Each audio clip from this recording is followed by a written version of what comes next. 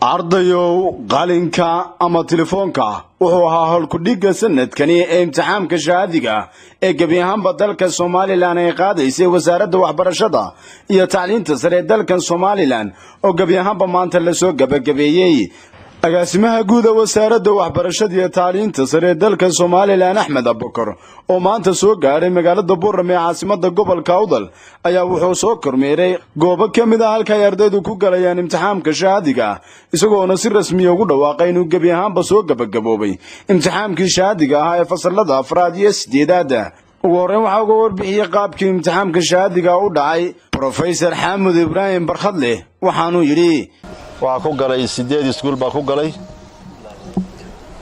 fasaladuna tir ahaan waxa weeyaan 19 fasal way ardaydu waa 364 weeyaan ilaaliyaashu waa 8 supervisor iyo caawiyaashoodu waxa weey waa 5 qof imtixaanku si fiican buu alxamdulillah u dhamaaday si fiican runtii uu noogu bilaabmay isaguna halkaasi waxa ka hadlay Maadi Xasan Suldaan Sarda oo ka socda xafiiska imtixaanaadka Soomaaliland anigu kamid ah mas'uul xafiiska imtixaanaadka ka socda si fiican bay hawluhu noogu socdeen dugsi dhexe iyo dugsi sareba xafiiskana targetkiisu wuxuu ahaa sanadkan in la dagaalamo mobilka oo lagu bedelo qalin waa la dagaalamay mobilkii waxaana lagu bedelay qalin sanadaha dambe soo socdana sida uun baa loo daba galay oo loogu daba jirayaa geestiisa isaguna halkaasi waxa ka hadlay gudoomiyaha wasaaradda waxbarashada iyo tacliinta sare gobolka Awdal Professor Jeke Ismaan Ciye faahfaahin ka bixiyay qaabkii gebi ahaanba uu soo gabagaboobay imtixaanka shahaadiga maanta ay bishu tahay waa 6 bishii 7 2017 alxamdulillah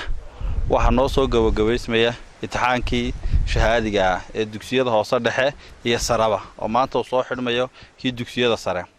waxa gobolka Awdal oo haa 330 goobood ayaa imtixaanka lagu galay alxamdulillah saacada aynu joognay ka arsan tahay meelaha maxaa 30 minutes ama 30 daqiiqo dabadeed waxa soo dhamaanay dhammaan goobii imtixaanaadka lagu galay wuxuuna noogu dhamaaday sidii ugu wanaagsaneed inta 30 daqiiqo waxaan rajeynayaa inuu si wanaagsan Ilaahay noogu dhameystiro waxaan leeyahay dhammaan ardayda imtixaanka gashay waxaan u rajeynayaa dhamaantood waxa la Ilaahay nagu guuleeyay imtixaanka waxaan rajeynayaa mustaqbal wanaagsan aad heshaan